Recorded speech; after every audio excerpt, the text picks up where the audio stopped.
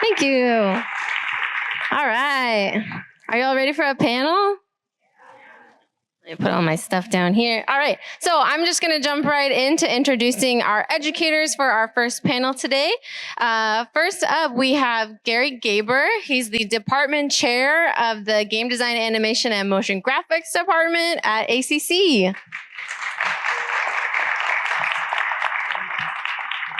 Right here.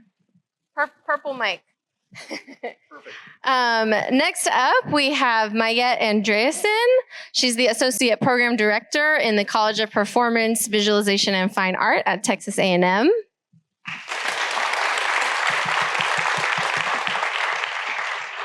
And last but not least, we have Robert Denton Bryant, or Bob, who's the Director of Video Game Development and Animation at St. Edward's, and also a new author.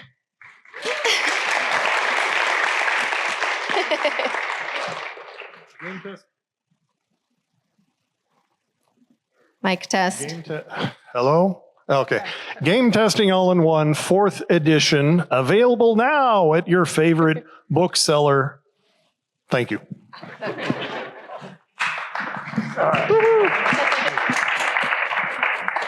All right, so the theme of the event today is Texas Game Dev 2030, and both of the panels are going to touch on this theme in different ways. So we're kicking off here with a panel of educators talking about Texas game development programs and what they're doing now and how we plan to get to the future.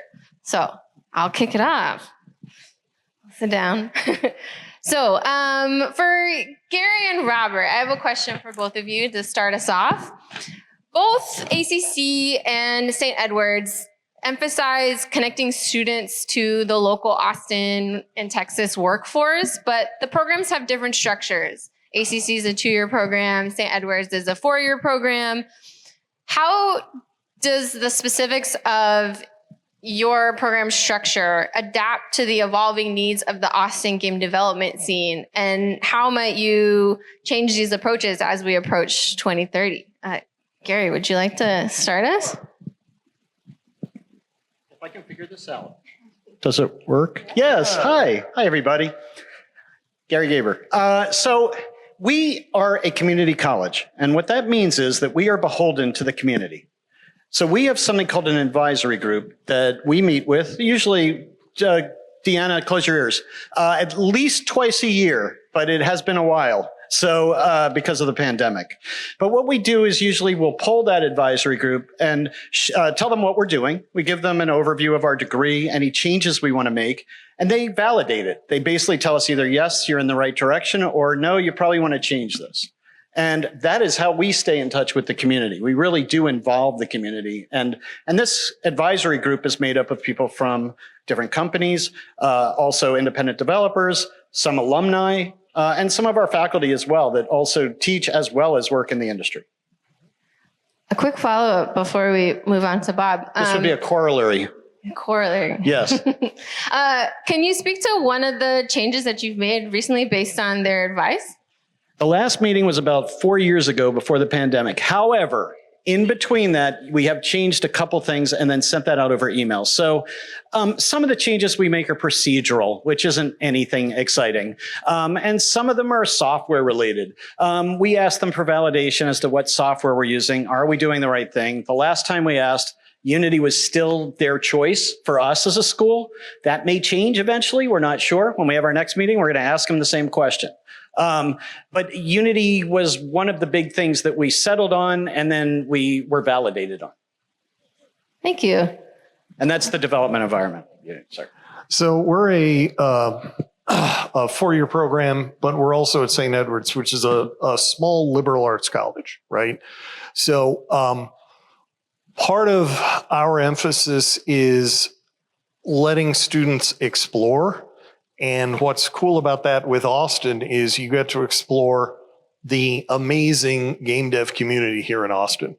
And so one of my biggest challenges is to get self-identified nerds who sort of default to being really introverted out into public and, socializing online with, industry leaders, okay, and community leaders, and going to events with other carbon-based life forms, right? And so we lead by example. My faculty colleague and I try to get out to mixers. We try to get to Games Y'all. We try to get to Austin Gabe Beer Night, although I missed it 2 days ago. And stay in touch with the community directly, because one of our emphases is that we can't train you for a job and you hold that job for the rest of your life. Those days are gone, right?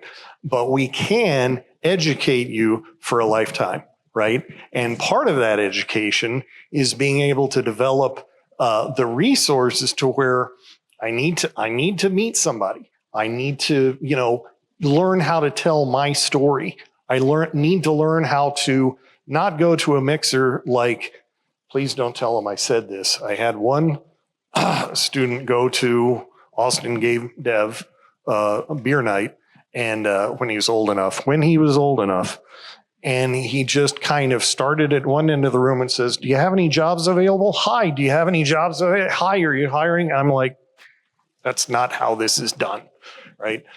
So we try to keep an ongoing dialogue with all the community, and that's not just hiring folks, but other folks, no matter where they are in their career. And it also isn't just the games community, because the cool thing about games education is that you can get a degree and go to work for what I call a grown-up tech company, right? Because there's so much overlap in the skill set and the tool set and the mindset, to where we have a lot of alumni that go on to, or a lot of graduates who go on to work for, Atlassian and Google and Facebook and Instagram and stuff like that. So I hope that answered your question. Yeah, I have actually the same follow-up question. Has there been any findings from your students or faculty that go out into the community that come back and provoke some sort of change? So one thing, and it was in the animation degree program, not games, is that we moved from Adobe Animate to Toon Boom, because Powerhouse Animation here in town and a lot of animators in Los Angeles, a lot of animation houses are turning rapidly to Toon Boom. So it was more expensive than just the bundled Adobe CC thing, but it was worth it because we want our folks to get their hands dirty with something that they're using here in town. So something like that. Nice. Yeah. I love the difference in maybe the outside in advisory panel versus kind of inside out approach. I think that's really interesting. But you're both achieving similar changes in your program through those methods. We just switched to Toon Boom too. Same thing. Yeah. Expensive though, right? I mean, they're at yeah. It's almost a no-brainer at this point. Yeah. You have to, but man, ouch. Okay. I know. Okay. I'm going to move on to my next question. So this is for Mayet and Bob. Collaboration across disciplines is really central to both your programs and yours as well, I'm sure, but I'm asking them. So St. Edward's integrates liberal arts with game development, while Texas A&M fosters cross-program exploration in the College of Performance, Visualization, and Fine Arts. How does the interdisciplinary focus of your programs prepare students for the changing landscape of game development? And do you have any new collaborations that we might see by 2030? Right? Sure. Yeah. Well, we actually have a collaboration that we started last fall with a music group called Chromic Duo. So they utilize interactive elements with their music. And so they came to us and they said, hey, do the different classes that you have in your college want to collaborate with us? I was like, sure. So my one of my classes, it's a sophomore class, and the students have to make either an interactive environment or a game, and they had to make a companion app for it. So Chromic Duo gave us the theme, and it was kind of sustainability and, how we can help our planet. And our students made games or interactive environments, which were in that theme, as well as they had models that could then be used by another class to be used in AR, like augmented reality. And they turned in their companion apps as well. So all of that's supposed to be, I think, Monday or Tuesday evening, this upcoming Tuesday evening. There's also collaboration with, we have the Live Lab, and it's students are paid to create series games. And oftentimes there's collaboration with other colleges and schools, including art historians and anthropologists. I recently had a workshop with the anthropology department where we scanned items from like sunken pirate ships, and which was really cool. And Australopithecus skulls. So it was so cool. It was really cool. So we're doing a lot of really fun things and one of the things that I'm telling students, so you mentioned is there's a lot of cross-pollination. So anthropology is really into making digital doubles right now. Now they need to make them to scale and they need to be accurate. They're not as worried about textures and the like. But the film industry is starting to make more digital doubles too. And then they are putting those digital doubles into programs like Unreal. And that is helping the environment because previously you'd make a set, you'd destroy it. And then if you needed to do reshoots, you had to make that whole set physically again, which is a waste of materials. But now if people are making digital doubles of those environments, if they're 3D scanning them, they can actually use those digital sets to do reshoots and things of that nature. So that's some of the answer to that question. Sorry. Yeah, I have a follow-up. So I love this idea of basing classes around the collaboration work within A&M. That's actually something we do within AET. Maybe shout out to my class Future Tech Lab. Woo, woo. Where we're partnering with Dell to create projects that examine AI technology and how that might be ethically used by creatives in creative projects. So we actually have slots in our curriculum that are dedicated to these collaboration classes. Do you have something similar? Is there like dedicated time for that, or do they come up? Not yet. I could probably mention that at some of the next admin meetings that we have, but it is something that we're trying to work towards. So there's a lot of collaboration too, with interactive design faculty and with some of our motion capture systems and faculty that are collaborating with the dance and theater majors. And so they're doing collaborations that way, which is really cool. So, but a lot of it is faculty led. So it's faculty coming to other faculty. Cool. Thank you. Wow. So left to our own devices, and you know who you are. Okay, you will make a game that is a kind of doable by you version of your favorite game. Okay, and they're laughing because they know, right? This is the game student's disease. And so what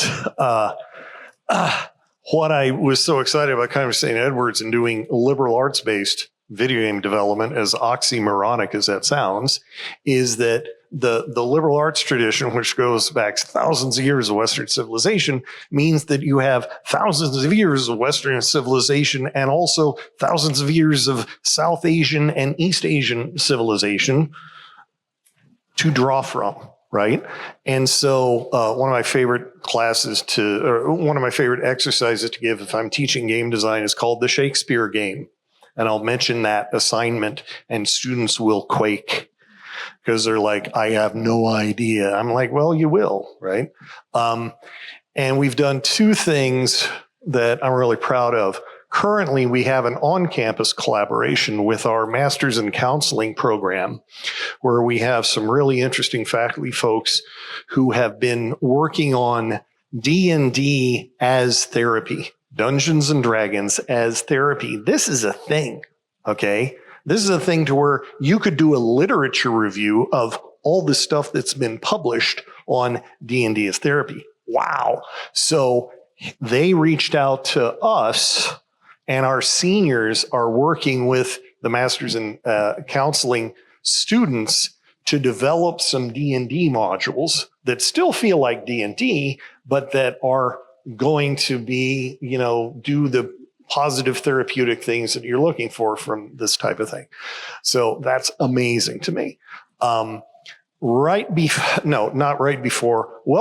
COVID, and then it kind of died because of COVID, we had a wonderful collaboration with a foundation here in town called Health Start Foundation. And this was an amazing organization that had nutritionists and early education specialists. And they built this curriculum for after school programs and homeschool programs and kindergartens and elementary schools that taught little kids how to eat well and how to connect what they eat to different systems in their body, the sensory system and the circulatory system and stuff like that. So our career and professional development program brought Health Start on campus and reached out to us, and they said, hey, there's an opportunity here. And they kind of said, we're looking for a collaborator to where we could make you could make video games that extend our curriculum, because we have them at school, we have them in after school programs, but we don't get them to practice at night. But if we had a video game, they would do that, right? And but we don't know anything about video games. And I said, you're in luck. We don't know anything about healthy eating, so this is a good partnership. Okay, and that was just a really amazing 4 or 5 year sequence where our seniors, their entire senior year, were acting as a dev studio.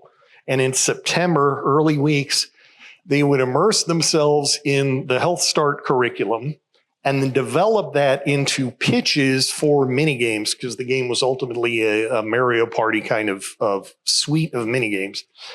And they would develop pitches, and we had a green light process with our faculty and the Health Start people, and we would green light a subset of those pitches, and then you had the rest of the academic year to develop that, submit milestones to the clients, get feedback from the clients as well as the faculty. And so it was just all the pressure and all the deadline pressure and all the joy of making a game for a client, which is what you're going to do most of your career. So that's the type of thing that I'm really excited about our program. I love those game pitch competitions. It's such a good experience to kind of challenge them to get out in front of someone with their ideas. Mm-hmm. And side note, it's not on my official bio, but I was a dungeon master for several years. And I think just pretending to kill a giant purple worm is pretty good therapy just by itself. So I am on board with the D&D thing. All right, next question.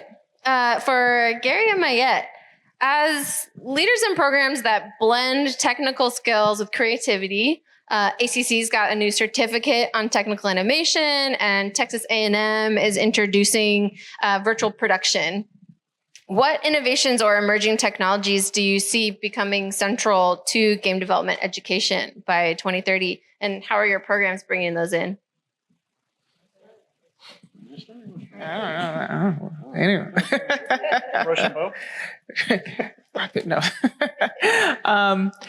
So I like that. Thank you for mentioning virtual production, because I was fortunate enough to be able to be one of the co-teachers this summer for our summer industry course, where we partnered with a studio in Dripping Springs. And so our grad students and some undergrad students created 3 short films using ICVFX. And so it was, what I saw there was, here's another outlet, right? Here's a lot of collaboration, because we're absolutely going to have to collaborate with theater.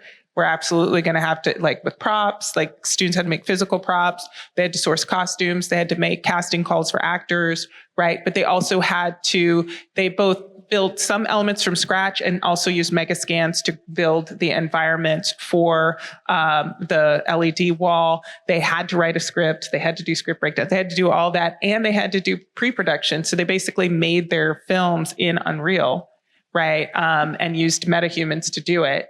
and then and made sure all the camera lenses and everything were accurate. So you sequencer, and then they actually shot it in front of the wall, right? And so that is a new innovative technology that is using very old, in camera effects. But now it's being used anew, which is really great. And so students have to know how to use a real-time engine, right? So they have to know Unreal or Unity, both have that, those capabilities, in order to be able to make the environments that are going to be projected on the wall. So that is, one aspect of the future that I think is going to be very important. So you can go in and become a game developer, which is really cool. But you can also, if you know Unreal, you could do a ton of other things too. Right? So I do know that in January 21st of 2029, a small AI program named Skynet is going to achieve sentience. And nothing we do will matter after that. So I think collaboration is also very, very critical. And what we found after the pandemic is that our students aren't necessarily wanting to be in the classroom. They want to sometimes be remote. And I believe that within the next 5 years, we'll develop better technologies, even than Zoom, potentially, to collaborate that way. Maybe VR, maybe AR, something along those lines that helps students get in our program and learn from anywhere and try to remove the barriers of what would be between learning and location. I think that's going to be critical. That's probably my biggest thought, but I do think I'm just worried about AR and VR. I don't know yet. It's so unproven. And yes, there's these glimmers of, yes, there's something exciting out there. And then we have fits and starts where people are like, well, yeah, okay, that was great. Now what? But if we could adapt it somehow to meetings and to learning, I think it could be amazing. Yeah, I think we're circling that technology, but we haven't quite found it yet. There's no killer app yet. Hopefully before Skynet. Right. We have a couple of years left. And it keeps moving depending on what happens with Sarah Connor. So it's true. Yeah. It's true. So just very quickly, our audience, I have one more question and each of them is going to provide an answer. After that, we're going to open up to audience Q&A. So if you have questions, get ready. So for our last question, so all of your programs and AT, most academic programs, we love learning by doing. We're doing real world projects, and we're trying to encourage skills that go beyond the technical. Soft skills like communication and leadership and things like that. So as we look towards 2030, maybe we're working more remotely. How do you see the role of these skills evolving? And do you have new educational strategies to help prepare students for leadership roles or roles in general in game development? Maybe Bob? So, okay. So as we slouch towards 2030, I think that we're beginning to recognize that if we don't recognize that we're all different, we're going to destroy each other, right? And one of the first lessons I give our freshmen when they go through my kind of boot camp class, and that isn't a coding boot camp, that's a college boot camp class. One of them is you're not making games for yourself, and games is not this monolithic culture. It's not this hegemonic culture. Different people play games for different reasons. No game can, or no genre or no type of player can claim more legitimacy than any other constituency in the broad and diverse world of games, right? I am for real here because I got so pissed off by Gamergate, and it hasn't gotten better. You know, it's only metastasized and spread globally, this attitude that we need to recognize that all of us are individuals, and how can we continue to kind of lean into that and recognize that, not just as creators, but also as audiences, right? So what's been an eye-opener for me since I've been an educator is this concept of neurodiversity, right? Not everybody thinks the same way. Not everybody processes information the same way. Not everybody does anything the same way. And so I think that, what we're trying to kind of instill in our folks is empathy towards and openness, right? You're making stuff for not you, and you're trying to delight people and engage people who are not you. And part of not being you is not everybody thinks the same way. Not everybody processes information the same way. Not everybody can see colors the way that you do, right? So how can we do, forgive me, Microsoft term of art, is it inclusive design? Well, it isn't, they don't have a claim to it, but more inclusive design in the classroom in terms of our pedagogy, but also in the products that we work on, both in class and out of class. Does that make sense? I love that empathy, one of the E's from that Uma mentioned earlier. Mayet? Yeah, I mean, I'm going to agree. Like, community is super important. It's super important to me. And I feel like in Viz and visualization and in the college in general, the community is what gives opportunities to our students. We have a lot of alumni who come back and they pay it forward to students. They act as mentors. They come and do talks. They come and do demos and things like that. And they want to see students succeed. And so the students see, okay, this communication, this community, this helping one another, that's really important. And then, of course, we try to instill that. We have a lot of studio classes, which are group-based. I know all your students are like, oh, God, groups. But groups are very important because unless you are very independently wealthy and don't need to ever work, you are going to have to communicate with people in some way, shape, or form in order to make money. Okay. So you're either going to be working for somebody and you're going to need to communicate with a large group of people who are all individuals and who think differently, or you could start your own company. And so you'll have many different clients that you will have to work with and you have to communicate with. And so when you're working in groups and you're working with lots of different people and you have to engage in conflict resolution that is professional, but you also have to get to the finish line and create something you're proud of, those soft skills are consistently practiced. And whether you're an extrovert or an introvert, you get to practice communicating and being a community. And I think as long as people remember that, they could take that out into the workforce, that they'll be doing all right. Thank you. Garry? Hi. So I've been teaching at ACC for about almost 20 years now. And I've seen our students change over the years. I would say that the newest group, the ones from this year, the ones from last year, and a little bit back, they have so much more caring for each other. They are so much more respectful of each other. It used to be in the olden days, like 10 years ago, that I'd have to give a speech before class, basically saying you have to respect each other. You can't talk over each other. Please don't say anything nasty to each other. If you are, couch it in a constructive criticism way. Definitely don't do that. And I had to say it because we had students who would do it. I haven't seen that in the last few years, especially since the pandemic. So I like that. I think that's a really positive change. At our school, we encourage collaboration. We don't let them work alone. They do that for the first year, and then a little bit of the last year. Remember, it's 2 years. So the last two classes, though, are entirely collaborative. They are in groups building games, and they're not just working within the design program. They're working within art and animation. So they're partnering with those students. They're partnering with drama for voice. They're partnering with other disciplines, depending on their game, throughout our school. And so, including eventually radio, television, and film, if we can get them on board. But the idea is that in terms of leadership, the best leader is one who isn't a leader, who doesn't seem like a leader. And we do impress that upon our students.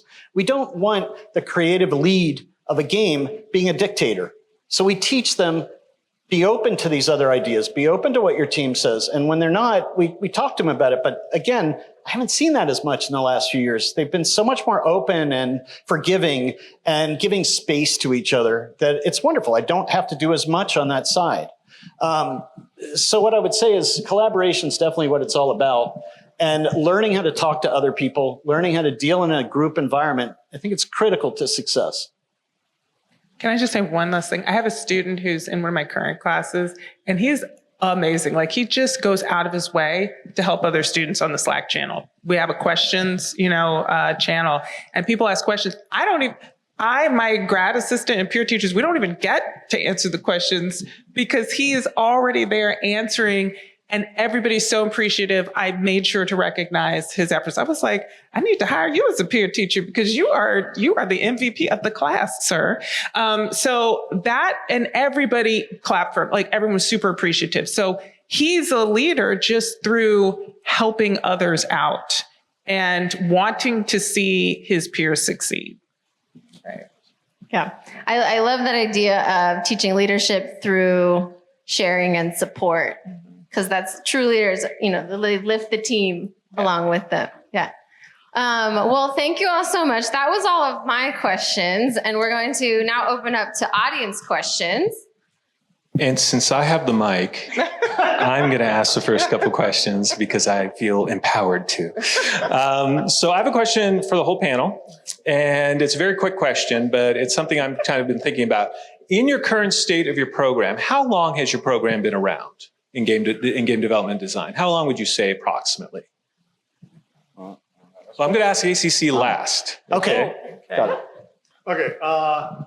So about 10 years it started, but, in its current iteration, 8 years.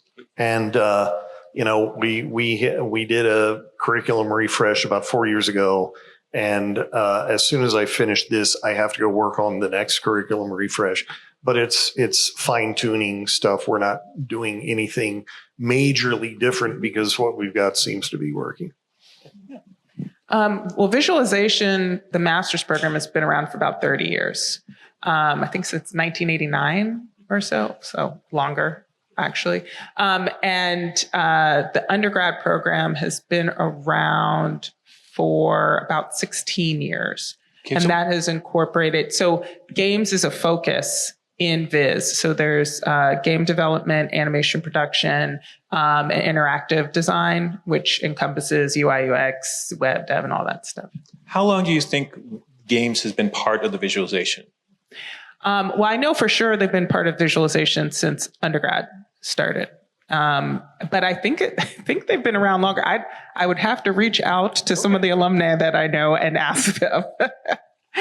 And then, and Jessie, do you remember how long we've been around? I was going to ask you that. Well, AT, we are in our 7th year. Seventh year. 7 years. And then Garry, how long has ACC been teaching games? So we started about 20 years ago as continuing education. Bob McGoldrick was somebody who was working with the community in Austin, brought in a whole bunch of industry professionals, and they were teaching classes. And then we transitioned that over to a more of a degree program. And that was about, 18 years ago or so. So we've been around for a bit, but with a game design degree. And kind of the point I'm trying to make is like, when industry pros, when did games start in Austin? In the 70s? Like, when would you say? Early 80s. Okay.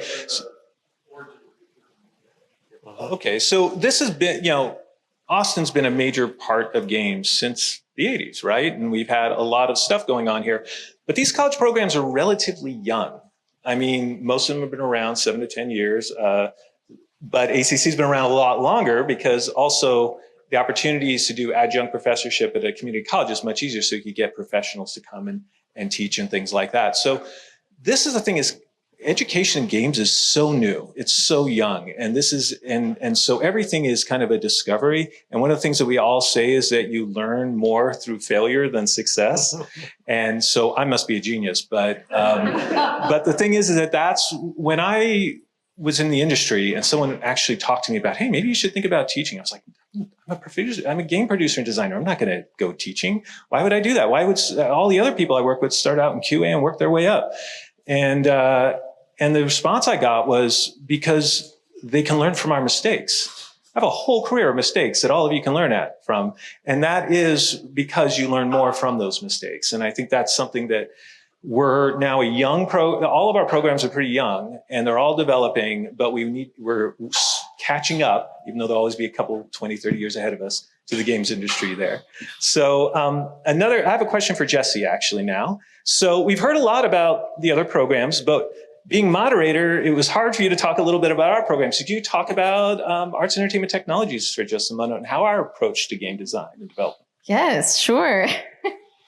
Oh, I put on the spot. So at AET, we approach in a similar but maybe slightly different way. We have traditional game development classes where they're learning Unity and game design skills, but we really like to tie in those lessons on interactivity to the whole world of creative tech. So doing things like live event entertainment, hardware design, different levels of interactivity. We have our new immersive media lab. So we're taking those same skills and applying them to a larger ecosystem of technology. I can toot my own horn and mention my class Next Level Arcade, which teaches game design skills, but also combines that with custom physical controllers to play those games. So you really have to think about the narrative and the storytelling and the interaction that you're building and how it all comes together. So we have game classes, but it's within this larger picture of creative technologies. So I think it's kind of unique. I like it here. You'll see some examples. The Next Level Arcade games, we have 2 upstairs during the demo session. And over here we have Tower Tumble, which is a game that was built for our actual UT tower where you can play a game projected onto the tower. And we have some other cool stuff upstairs. So, yes. So if you have a question in the audience, raise your hand and we'll come give you the mic. We got one from Lorenz. Hi, my name is Lorenz Harrington. I'm a 4th-year AET student. I'm a part of I was a part of Jessie's Next Level Arcade class. So I'm a game designer / engineer / motion designer / everything else in this college. I really do enjoy developing technology that is alternative and accessible for students. A game I designed it's called Calder's Aliens, where you could sit in a chair, like chairs that you're sitting in now, but you can control an alien UFO craft and you can collect cows. The idea behind that was not only to just be a fabricator, but also to show that I'm capable to step out of my comfort zone as an artist, as an animator. So it was just a real privilege to be a part of AET and to showcase my skills as an artist, as an engineer. Going to my question, I had a question for Bob. You talk about neurodiversity and how it's important for us to individualize ourselves in our projects. How do you guys employ that for your students, and what does that look like in your projects to be individualized? So it's a couple things. It begins with, because collaboration is so important, that it begins with recognizing that not everybody in your team works the same way, right? And when you take our project management class, which we had to create bespoke for the digital technologies programs, we emphasize in the first month self-management, right? And so you have to get really real about who you are as an individual and what your challenges may be given your own specific set of trying not to say challenges twice in the same sentence. Like using myself as an example, okay, I have all the things, depression, anxiety disorder, ADHD, right? And so recognizing that and being really frank with myself about that allows me to be more effective so that when it comes to deadlines, when it comes to breaking a big task that isn't really a task, it's a bunch of it's a project with a bunch of little tasks. I can focus on the little tasks, so the big thing doesn't give me anxiety, right? And then pushing that outward to one of the cool questions we ask when we talk about at the concept stage of a game, one of the questions we are always asking as faculty is, what sort of experience are you trying to create for the player, right? And not everybody is going to find that same sort of experience pleasant or entertaining. Some people might have a problem with it, right?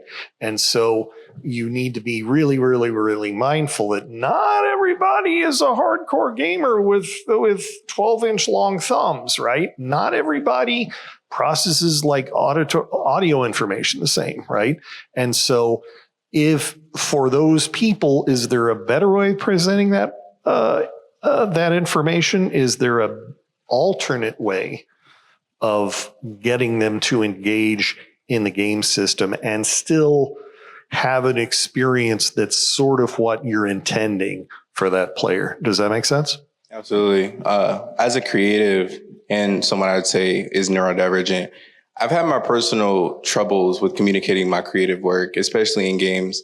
And I know taste isn't always the same for everyone. And I've just kind of been more open to understanding that my art is to be the viewer's interpretation. My creative work is to be viewer's interpretation, but battling that idea that maybe my work isn't good enough or that maybe it doesn't, I communicate as art to some people can be troubling as a student, because you're vulnerable when you're putting out your artwork and expecting feedback. Right. But yeah, thank you. That's a great answer. Awesome.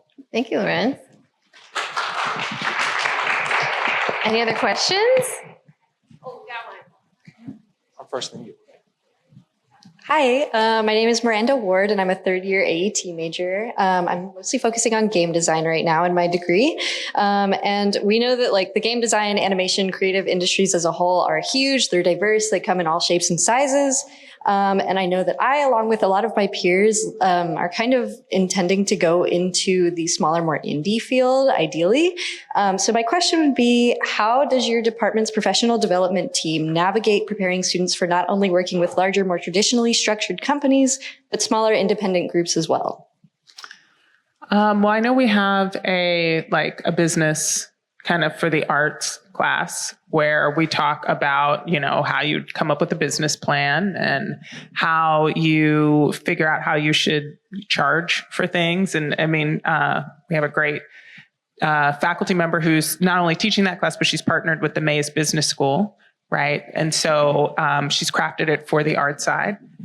So there is that.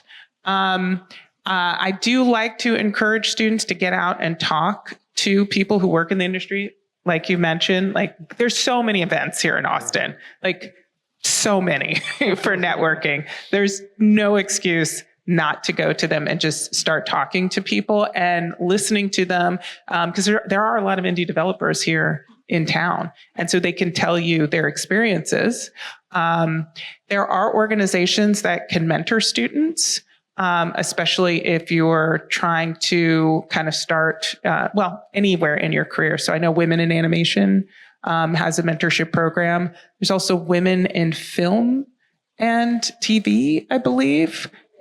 And there's Women in Games. Wiggy. It's my favorite organization because it's fun to say wiggy.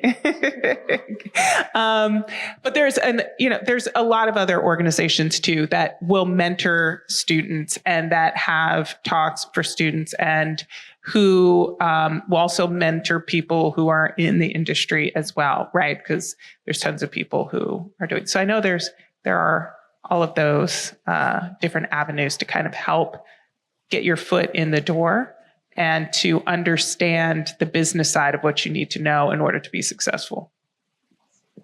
Thank you. Garry, did you want to add, or we think that's good? So, you got to meet people, and part of our job is to get our kids out to the world, but also I try to, whenever I can, bring people on campus. Right. And there's an indie studio here in town called World Walker Games. And I didn't even invite them. This was a colleague. They came to give a little, here's what a game development studio does kind of talk. And one of our students went up to them afterwards and said, wow, that game you talked about looks really cool. Do you need help? And so that was the beginning of that student's essentially 4-year internship. I mean, they started paying him at the end of the second year because they felt really bad that he was doing so much. And They should feel bad. Huh? They should feel bad. Yeah, they did. should, Yeah. Well, and yada, yada, yada. The game shipped. He was a producer. He got a car. And I reached out to them because it was such a personal thing. And their game, Wildermyth, Nice. which was RPG of the Year in Polygon from 2 years ago, is on the cover of Game Testing All-in-One. So you can't, there's an argument that says you can't teach entrepreneurship. You can't teach that. You can only create opportunities for that, right? But would that student have been that bold and created that ongoing relationship with the studio that essentially launched his career in his freshman year if we hadn't brought professional folks, real creators onto campus? You know what I mean? So that I think is a big part of our job. Another resource is ATX Game Makers. Yeah. Founders. Absolutely. And don't forget the Unity users group. The That's Austin right. Unity users group. Is, they just had a meetup with an independent head of a studio called 5amp, which was very independent for 4 people. Yeah. Oh, and game jams, right? If you want to work in an indie studio, do as many game jams as you can. Where are the EGADS people? Do we have EGADS people here? Mm-hmm. All right. Thank you for creating the Texas Game Jam, the one that you guys run, because I love it when my kids send a team to compete in your game jam because it's a great, great, great experience. I believe we had UT students at Chilenium last year too, which was great. So please come to that this year as well. And I might add one thing to the end of the question about preparing for a AAA versus an indie career that I think is unique to AT. So, you know, it's sort of the joy and the pain of our curriculum that it's very open-ended. And you can either have a very broad, you know, knowledge field when you come out of it, you know, like Lorenz has talked about how he worked all across different areas within our department. Or if you are really into it, you can take Isaac Oster's technical art classes 4 times and become a specialist. And you would have an amazing career in AAA, you know, so I think it's working in one field or the other. AAA has very large teams. And so you have to be a specialist within your role because you're filling one very specific niche. And indie games are smaller studios. You might have 3 or 4 people that have to make the whole game. And so you must have a much broader skill set. And so I think keeping your career goals in mind as you choose and register in classes is something that's really important. And it's not necessarily something that we speak too much about, but I think it's kind of a cool thing about our curriculum. And I imagine that you'll have something similar in that you can choose your path a bit. Actually, no. No, maybe not. Well, we created a animation major because there were so many game students who really wanted to be animators. They're like, okay, that's a separate thing. So if you wanted to be a linear cartoon, you know, a narrative animator, not a game animator, we created that. So, yeah, and indie, one of the biggest soft skills you need, which you wouldn't need at AAA, is marketing. You have to be able to market both your game and yourself. And so that's something that is an intangible that's harder to teach, but something that can be learned. Which is why going to networking events and things are so important, because then you get to work on those communication skills, because you are going to have to communicate with people in order to get them to fund your game and then sell it.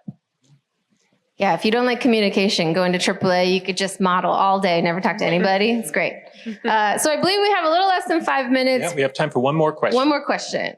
Yours is the big one. Make it last. Hi, my name is Kelly. I'm currently a senior, also in AT. Professor Jessie is one of my yes.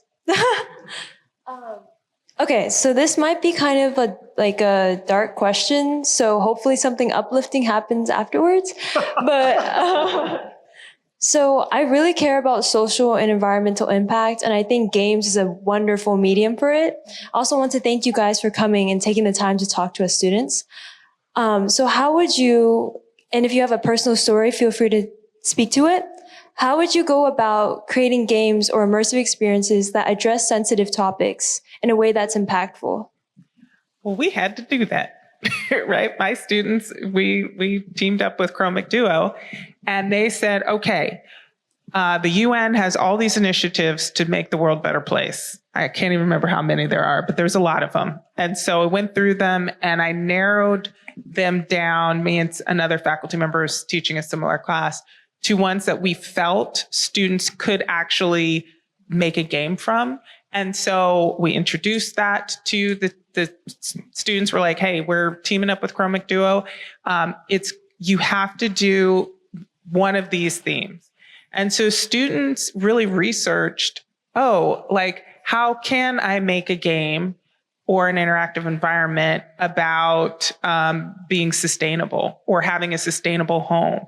Or, and so they did a lot of really cool games that were specifically about that. So anybody who plays that game, it's like, oh, okay, well, this is what I'm going to do first for, the compost. And this is what I'm going to do next for recycling, or this is what I'm going to, I have to do this to get my house to work. I put this part in so that my sustainable house is going to work in this way, or these are the features that the house has. So a lot of it was interactive environments or games that would educate whoever the player is, which was pretty cool and visually compelling. I think, so I come from a commercial background. I worked at LucasArts for 10 years making Star Wars games. So I look at things commercially first, and especially with something like what you're proposing, to really help the environment, to help any kind of these things, you have to hit a lot of people. So the trick is not to call it educational. I wouldn't start with that. I would start with, this is a lot of fun. You're doing something fun, and slip in your message somewhere in there. I don't think that going out in the world and saying, this is a game about, saving people or being whatever it is. I'm not going to come up with some horrible example. I won't go dark. But by doing that, you'll turn them off initially to even looking at it. You want to get something that's going to grab them, and then you give them your message. That would be at least my advice for something like that. I agree. Yeah, tying in the human element or an interesting narrative element that sort of slides into the deeper message you're trying to convey. I think you kind of trick people into learning something, and they finish and they're like, oh God, the environment, right? Yeah. As opposed to starting the game with, we're going to teach you about the environment. And it's like, I don't want to play that game. But if you trick me into it, it'll hit harder. I think the other end of the telescope is the more specific you can make it, right? The more personal you can make it. It's reading that, this is a terrible example, but reading that, the atom bomb was dropped by us. I almost finished that in the passive voice. I should not. We dropped the atom bomb on Hiroshima, and hundreds of thousands of people died. That's fairly dry. But if you read John Hersey's account, it isn't a novel, it's nonfiction, but Hiroshima, which is a novel-length, deeply reported gathering of first-person accounts of what it was like to be like in Hiroshima when the bomb dropped that day in August. It is almost like experiencing the horror of it. Right. And we as interactive designers and interactive narrative people, interactive writers, we have the ability to make an experience a little more real and a little more personal. In text, the best writing is specific and personal. And that's true of interactive experiences we make, right? And that makes it a lot more meaningful than sort of some generic kind of burnished kind of, the world's bad, but if we just recycled more, we could all get along. You follow? Depression Quest launched Gamergate, because of jerks, not because of Depression Quest, but Depression Quest was very threatening to a lot of people because Depression Quest was a very heartfelt and very personal, and because that very effective narrative that challenged in a very subversive way, right, what a game could be and what an interactive story could be, you know. And so leaning into that, if you're going to handle material like this, I think making it personal to where if I'm playing it, I feel what I'm supposed to be feeling that you, the designer, want me to feel is very important. Thank you for your additional time. You've been very patient. Real quick, I do want to say, check out what the New York Times is doing in terms of interactive design. They are, so I only knew a lot of superficial facts about the fires that happened in Maui last year. And they have a whole interactive timeline where they interviewed a ton of people who lived through it. They got videos from different people's phones. They partnered with Google Maps, and they show you in an interactive way how it all unfolded and went so terribly wrong. I was in tears at the end. I was like, oh my God. But it was like, I really understood like what everybody went through because it was interactive and they really showed it. And they've done that with other stuff too. You should check it out. Yeah. Okay, that's it for our first panel. We're going to take a short break, but I hope you all will join me in a round of applause.